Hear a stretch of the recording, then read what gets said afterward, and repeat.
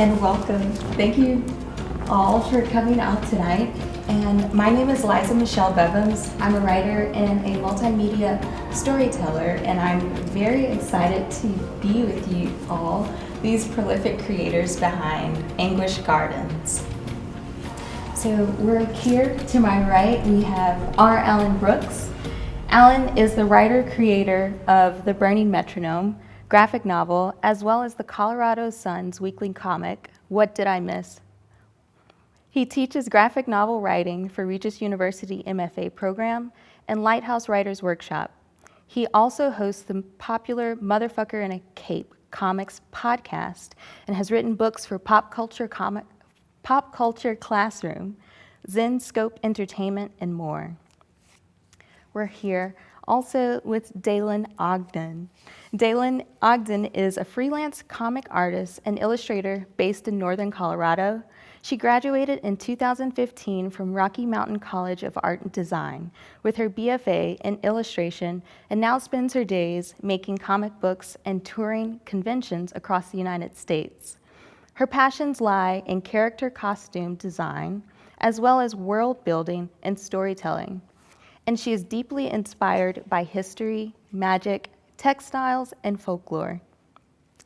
To Dailen's right, we have Sarah Trapl. Sarah grew up inspired by animation, comic books, video games, and fantasy novels. These influences constantly seep into her artwork and identity as an illustrator. With a deep passion for storytelling, Sarah tries to incorporate that ideology into everything she creates in order to portray a well-thought-out visual message. And lastly, we are joined by Caron. Kevin, described by the Comics Journal as an artist to watch out for, is the creator of Hamlet, Hamlet 2B, published by Tinto Press. He inked Sheena, Return of Jaguar Men, and the Captain Action, Honey West, Outman Flint, Danger, a Go-Go hardcover from Moonstone Books. He was the artist on IDW's Badger Saves the World series and Badger Bull. He lives in Littleton, Colorado with his wife, sculptor Katie Caron, and his children Zoe and Cole. Thanks everyone, and welcome again. So I'd like to start with how each of you got into comics. What got you interested in comics, and what were some of your earliest comics that you loved? We'll start with you.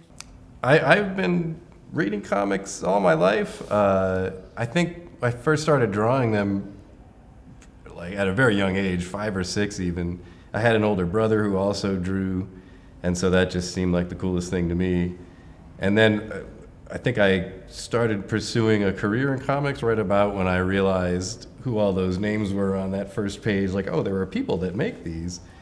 And from that point on, I researched as a teenager, like, you know, how to break in and what things I should be studying in school and whatnot, and kept on going from that point. So I also started reading comics at a young age, and I first started off reading some Tintin hand-me-down comics from my cousins. And those were really my introduction into comics, but I slowly started getting more into like manga, and I read like Cardcaptor Sakura, a lot of Clamp books, and I really loved those. And so I just started drawing because I loved the character designs in the manga especially. And I started digitally coloring probably around the age of like 11 or 12 when I discovered DeviantArt, and I kind of figured out that you could color digitally, and I thought it looked so pretty. And I just wanted to imitate all these artists I really admired online. So I actually got into comics a little bit backwards compared to a lot of people, I would say. Similarly, I had a background in manga for sure when I was younger, junior high school. I was that kid who would camp out in the manga section in Borders, and all of the people who worked there like hated me because I would sit there and like read the entire book without buying it. But actually, in terms of American comics, I didn't really get into them until after I started doing conventions. So the convention thing was this sort of my first ever con was Denver Comic Con, and it was sort of this serendipitous thing where I fell into it after trying to intern to do comics as an intern with this like little startup company, and at that point I didn't really know if that's what I wanted to do, but I definitely wanted to try. And then I had such a good time at Denver Comic Con that I kept coming back. And then all of a sudden, you know, as I was making friends and stuff, all of my peers were comic people, and it really sort of like rolled me over into checking out a bunch of titles and things and getting back into comics in a way that I hadn't been in years. And then after that, I've always been a writer as well as an artist, so it just made sense to marry the two for me. So when I was 4 or 5, my father wanted to get me interested in reading. So he bought me the Flash comic. It was Silver Age Flash. It was Barry Allen. He's going through like a murder trial for killing the Reverse Flash. And ever since 5 years old, I've just been into comics. I went to my first convention when I was like 10, but back then it was like conventions were maybe 200 or 300 people at the most. No kids, no women, no black people. So they've changed quite a bit. But yeah, so I started with the DC stuff, got into DC Who's Who, and learned about all these obscure DC characters. Then I got really into Chris Claremont and Art Adams' run on the X-Men, which was around when I was like 11 or 12 years old. And those were definitely early comic book influences for me. Oh, and I also used to draw a lot of them. And I used to think that in order to make a character more powerful, like I would draw like one hump for the bicep, and then I would just draw more and more humps, so they would have like these long arms, and they'll be like, they have a whole bunch of muscles. This question is more specific to you, Dailen and Sarah. How does your gender identity shape your perspective and your experience in the comic industry and the comic creation world itself? In terms of my gender identity affecting my place in the comics industry, like I think there's something to be said for the fact that only we're the ones getting asked this question, you know? Like it's one of those things where women and femmes are considered still so novel in the industry, despite the fact that there are so many up-and-comers doing phenomenal work.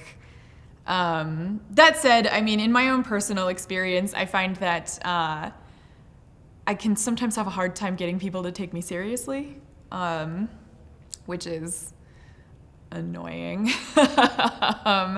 There is sort of this idea of being sort of shoeboxed in to what people think you can and can't do, what people will call you for or recommend you for, what people think that your art is worth, and especially more than that, like what people think your skill and expertise is worth. I definitely have scores of stories I can talk about at Comic-Cons where fans will come up and try and grill me about my own work.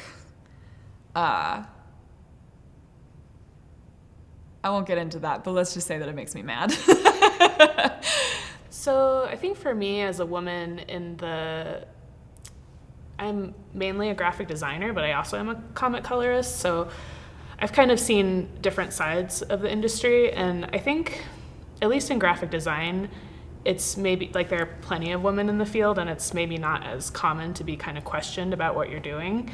But I think, like Dailen, I have noticed some things at conventions where maybe my demeanor is softer than a lot of other people, so I can be kind of like hiding in the back, so to speak, and not as noticed. And I think that's just kind of, sometimes if you have a bigger personality, you shine more. And you know, as I wouldn't say like as a woman necessarily, but as kind of more of an introverted person, I think that's sometimes difficult for me. But I've kind of found that people will come to you and they will talk to you if they are interested, and it's not so much about like being performative and like having to be this person that you're not, because that never really works anyway.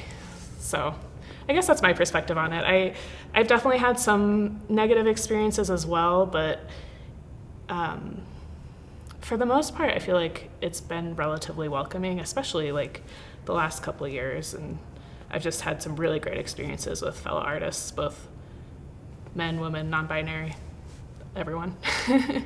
How do you decide what kinds of stories you want to tell in comics? And for this, we'll start with you, Alan. I try to begin with something that matters to me. You know, I've seen, you know, various schools of thought. Like, you know, some people feel like art should be an escape, which I think is valid. For me, I tend to want to create something that is engaging and entertaining, but also says something about the world.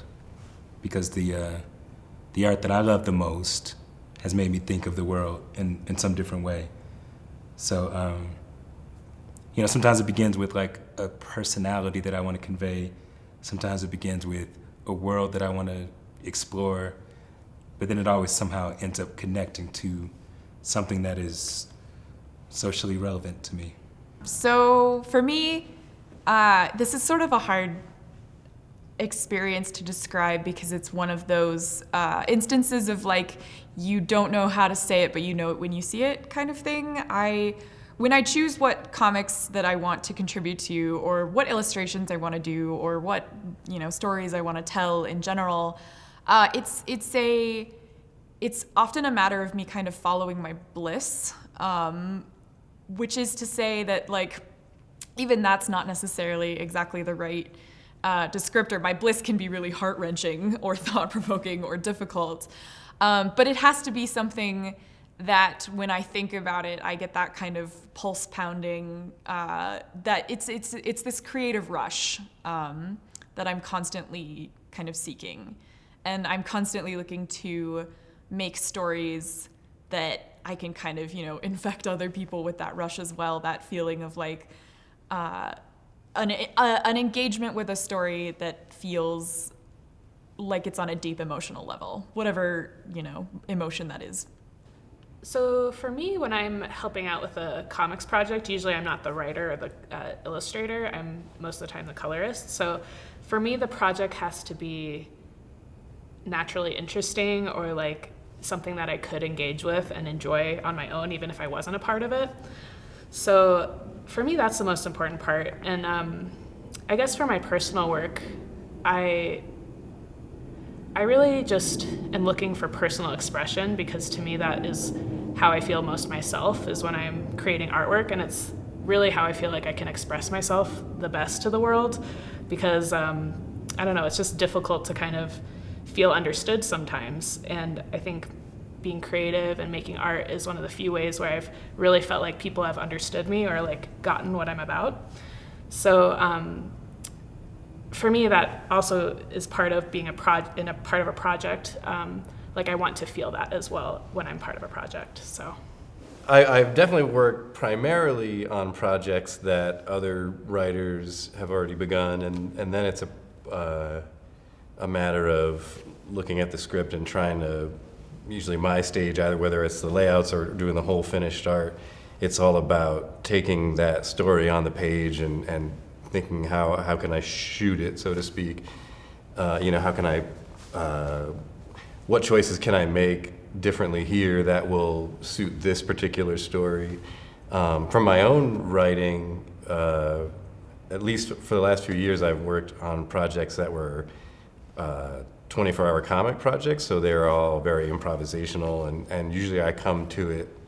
If you haven't heard of a 24-hour comic, it's a project where you try to do an entire comic book, 24 pages in 24 hours, soup to nuts, and you literally stay up the whole 24 hours, and which is, it's funny because normally it takes about a day to do just one page at best. So it kind of, the whole idea is to free people up and get you to work more stream of consciousness, improvisational, quicker. And I've you know, enjoyed writing on those type projects. Usually I just come with like the faintest of ideas, that I think of on the drive to the location where we're going to be doing the thing, and then flesh it out as we go. So very stream of consciousness, like, you know. And then, you know, sometimes you end up painting yourself into a corner that way, but I usually give myself one page after the fact to try to solve whatever mess I made. So, you know, Kevin mentioned the 24-hour comic thing. I want to make sure that that everybody's not underselling themselves, because in working on this comic, I got to work with some incredible storytellers. So, for one, Dailen is a kick-ass author, like a really good writer. And so, you know, just having read some of Dailen's scripts, like, Dailen can do whatever Dailen wants to do. Sarah and I worked together on, and actually me and Dailen and me and Sarah worked together on a pop culture classroom. So the first time me and Dailen worked together was a pop culture classroom comic. And then me and Sarah worked together on a pop culture classroom comic. And Sarah did an excellent job illustrating this comic. Like, Sarah did the whole thing, you know, like roughs, pencils, inks, colors, and it was beautiful. And then Kevin and Caron, we worked together on The Burning Metronome. Kevin did a lot of the layouts for at least the second half of the book, all the layouts for the second half. But Kevin's a great writer and a great illustrator as well. So these are all people who actually could produce their own graphic novels on their own. And for them to all come and play a part in this one is really great. It's like an honor, you know? So let's get more into Anguish Gardens. Can you tell me, and we'll start with you, Alan, how this book was created? What was the process like? What kind of programs did you use? And we'll start with the story development. I read this book about somebody leaving the white supremacist movement. Derek Black. Is called Rising Out of Hatred. And this idea of somebody who feels like they're being a hero, who like feels like they're protecting their family and protecting tradition, and in the pursuit of those protections, the pursuit of something that seems noble, they're willing to do evil and terrible things. That was really interesting to me, because I think we can give ourselves to something beautiful, but if we don't have any compassion balancing it out, then we can find ourselves in terrible circumstances, doing terrible things to people. And so I wanted to explore the idea of somebody who thought that they were being the hero and kind of see where that went. And so I started working on this script for Anguish Garden, and ideas of sort of placing it a little in the future after a war with aliens kind of came together, giving it the undercurrent of a Western that sort of was coming together. But as I was writing it, I was actually imagining who I wanted to work with. And all of these people, like, they were the people that I wanted to work with. And I actually didn't think that was going to happen. I didn't think I was going to get everybody. You know, like, I think me and Dailen first got to know each other sitting beside each other at a library convention, a tiny library con. We've met a few times before, but that's the first time I felt like we really talk. Yeah. And, you know, and then Sarah and I tabled beside each other at a steampunk convention. And, you know, so like, I got some of Sarah's art there and had been looking at it for years, thinking, oh, if I could get Sarah to color this, it's gonna be so great. You know, and then I had done some stuff with Kevin and Caron, as I mentioned before, and I feel like in terms of staging scenes in this very sort of cinematic way, Kevin and Caron's really good at it. So I just had like my heart set on all these people, and I was like, okay, I gotta figure out what my second and third choices are if I can. But all the first choice people, I got them, and it was great. And yeah, so I pretty much, I just wrote it in terms of like the practical stuff. I wrote it in Google Drive. I don't use like any screenwriting thing. Comic scripts don't really have the same specific format that movie scripts do. They can vary. But yeah, so I outlined it, went over the outline over a few months, moved things around, and then eventually wrote it. And then I started approaching each of these fine artists about if they wanted to work on it, and they all read it, and it worked out. So after the outline, then comes the layout for the graphic novel. So Kevin, same question to you. What was your process like? What programs did you use? And how did you approach your part in your process for this novel? What I do is I tend to work on regular sheets of typing paper when I'm doing layouts. And I usually start with a basic rectangle of the shape of the page, although it doesn't always stick within that, because as I'm working, sometimes you'll have a second thought, like, oh, that doesn't work, and you'll do a little panel to the side, sometimes a whole second piece of paper. I've had times where I've actually like cut something out and taped it on before I scanned it in. I tend to have a very, like, compared to these guys, I'm very tactile and non-digital. But I do, once I scan it in, I pull the pieces onto like a digital template that's the exact proportions of the page. Because part of what I'm trying to do is make sure I help start the process where we're leaving enough room for all the dialogue and things like that. And so I want to make sure that I place the perspective layouts on the right size page, and so we're not, what looks nice on a tiny little thumbnail might not actually work once you blow it up. And then I scan it in. Sometimes I stretch and twist and flip things digitally, but most of it I just do with pencil on paper, scribbling away initially when I'm doing the layouts, yeah. Sarah and Dailen, same question, but after the layouts, it goes to you, Dailen, for the lines and for the pencil and the inks. Can you tell us what your process was like and your approach to it as well? I play it a little bit fast and loose, which doesn't really show in the final product of my penciling and inking, but I really don't like to pencil too much. So I tend to take Kevin's layouts as they're sent to me and just blow them up on the page, put in the actual, panel borders, measure all the gutters and stuff. The gutters are the space between panels. That's the term for it. And then I just start sketching directly over it, just kind of the bare bones of, okay, like this was sort of the gesture and the angle that Kevin had already established.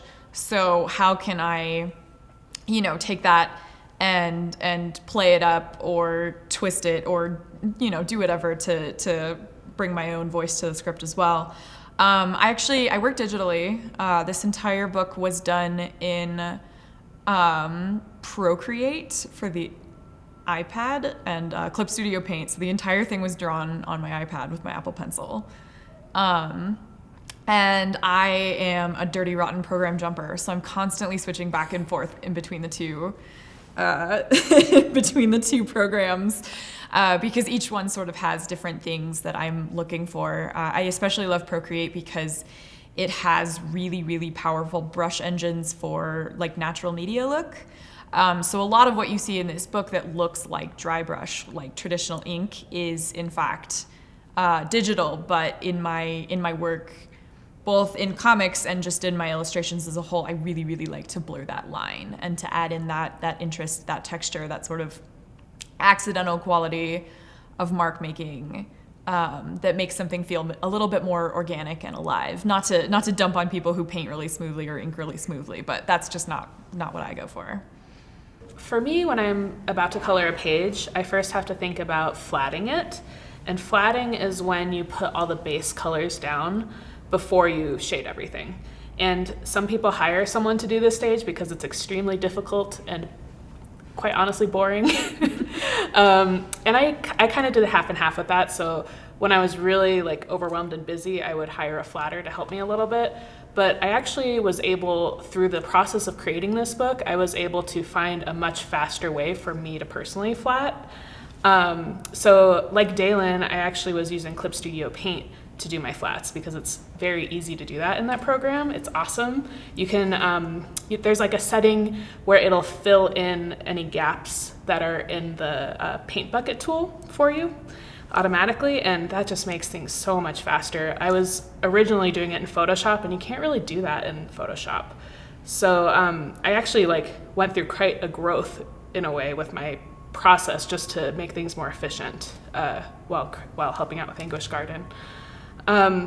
So after the flatting stage, once you have all your base colors down, I usually go in and I kind of adjust the colors, because flats don't actually have to be the colors that you're going to be using on the page. They can be like crazy colors like purples and pinks and greens, just to kind of get everything on there.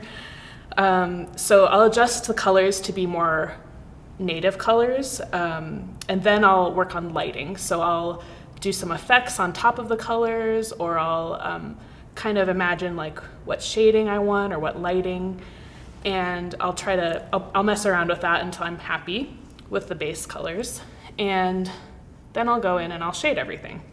And usually for Anguish Garden, we were trying to kind of do a little more muted colors with at least everything except for the main character and the skies, I would say. So there were brighter areas for sure, but at least with the shading, I generally tried to keep it a little more muted. So it was usually like a grayish blue or something that I would put on Multiply to shade everything with. And then I would add effects to the background, and quite often that would be like a paintbrush effect, or I had a bunch of textures that I would kind of cut out and put where I thought they were effective for either mood or tone of some kind. So for example, if there was an exciting scene, I might use a burst texture or something like that to kind of emphasize that, and to basically build upon everything that Alan and Dailen were already creating with the script and the artwork. So just building upon that tone and trying to emphasize it rather than taking away from it was really important.